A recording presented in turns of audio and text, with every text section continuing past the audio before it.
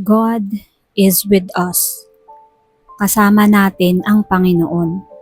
Ang sabi sa Psalm 23 verse 4, "Dumaan man ako sa madilim na libis ng kamatayan, wala akong katatakutan, pagkat ika'y aking kaagapay. Ang tungkod mo at pamalo, aking gabay at sanggalang." Kapag dumaan tayo sa kamatayan o sa mga halos ikamatay natin na mga karanasan, alam nating kasama natin ang Diyos. At kung loobin ng Panginoon na mabawian ka ng buhay, alam nating sa isang saglit, we will be there with the Lord in a much greater state of spirituality. Dahil we will no longer be confined to this physical body. The evil and threat of death, the evil spirits that scare us with death, we will not fear them. Bakit? Kasi kapiling na natin ang Panginoon. Kapag bumalik na tayo sa ating Creator, wala na tayong katatakutan kasi kasama na natin siya. Ano pa bang hihigit na nakakatakot sa kamatayan? Wala na.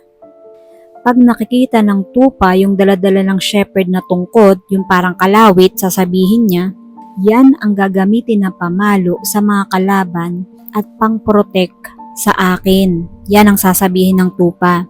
At kahit na dumaan ako sa madilim na libis, sa hirap ng buhay na wala ng katapusan, sa sakit na parang wala ng ginhawa, kahit masuot ako sa buhol-buhol ng problema na parang hindi na maaayos pa, hindi ako matatakot. Hindi yung problema, yung leon o mabangis na hayop, o yung madilim ang titingnan ko, kundi yung shepherd ko, ang Panginoon, at yung hawak niyang tungkod. At pag yun ang tiningnan ko, mawawala ang aking takot. Yan ang sinasabi ng mga tupa. Because the shepherd is bigger than any beast or any problem. The Lord is brilliant than any darkness. Siya ang piliin nating titigan. What does it mean that the shepherd is with us? Hindi lang natin siya kasama, kakampi pa natin siya at nakakapagbigay yon ng lakas ng loob sa atin. Naranasan nyo na ba na meron kayong kaaway? Hindi naman kaaway na physical na nagbubugbugan kayo or may mga tao na nanggugulo sa inyo pero at peace pa rin kayo. Yun bang minsan may isip nyo magagalit kayo, maiinis kayo, pero at the end of the day, payapa ang puso nyo because alam nyo na kasama nyo ang Panginoon. Kapag yan nararamdaman nyo, lalo na kapag may mabigat kayong problema, winner ka. Ikaw pa rin ang panalo kasi baka katulog ka ng mahimbing sa gabi kahit na ang laki-laki ng problema mo. Napakalaki ng problema pero mas malaki yung ating shepherd. Alam natin na darating yung panahon na matatapos din ang mga problema na yan. Gagaling ang mga sakit. Lilipas ang mga sitwasyon na hindi maganda. Iahon tayo ng Panginoon sa putik, sa apoy at kung ano-ano pa mang pinagdadaanan natin. Ang kailangan lang nating gawin ay tingnan siya. Ang Panginoon ang titigan natin, hindi yung problema. Sasabihin na naman ng iba, madali lang yung sabihin kasi hindi naman ikaw nakakaranas. Tama naman yun. Ganun talaga eh. Hanggat hindi mo nararanasan, hindi mo ma-exercise ang mga pangako ng Panginoon. Kaya nga dapat ngayon pa lang, binabasa na natin yung mga pangakong yan para hindi natin nakakalimutan. At kapag nakakalimutan natin, lalong dapat natin yung ipaalala sa ating mga sarili. Paano? Basahin natin ang ating mga Bible. Tingnan natin, isa puso natin ang mga pangako ng Diyos. Hindi naman tayo nandito sa earth para humiga sa bed of roses. Kasi hindi perpekto ang mundong to. Etong mundong to ay training ground lang natin.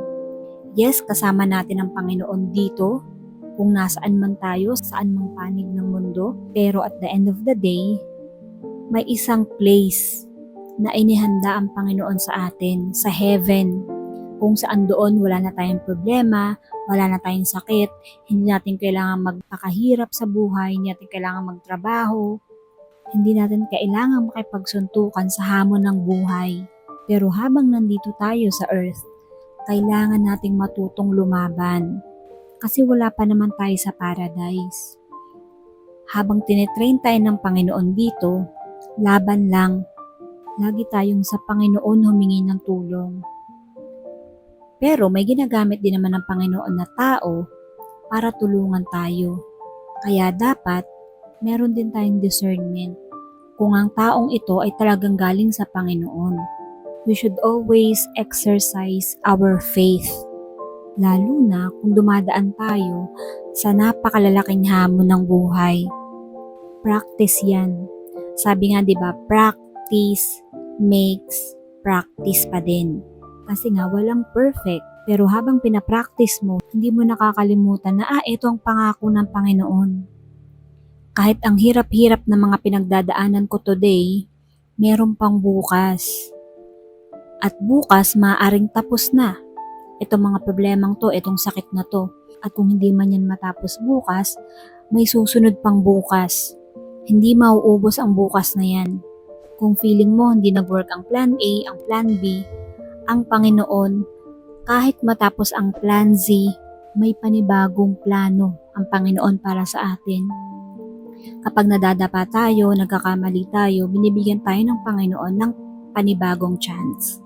Binibigyan niya tayo ng panibagong chance, ng panibagong pag-asa. Minsan yung mga tao, hanggang third chance, ayan lang.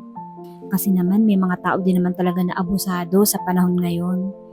Paulit-ulit mo nang binigyan ng chance, paulit-ulit ka pa rin inaabuso. Sa Panginoon, lahat ng tao binibigyan niya ng chances.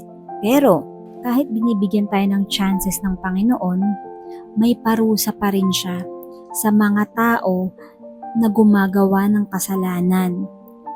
Remember David, pinili siya ng Panginoon. Pero nung nagkasala siya, pinagbayaran pa rin niya yun. Kaya dapat din nating isip-isipin yung mga bagay na ginagawa natin.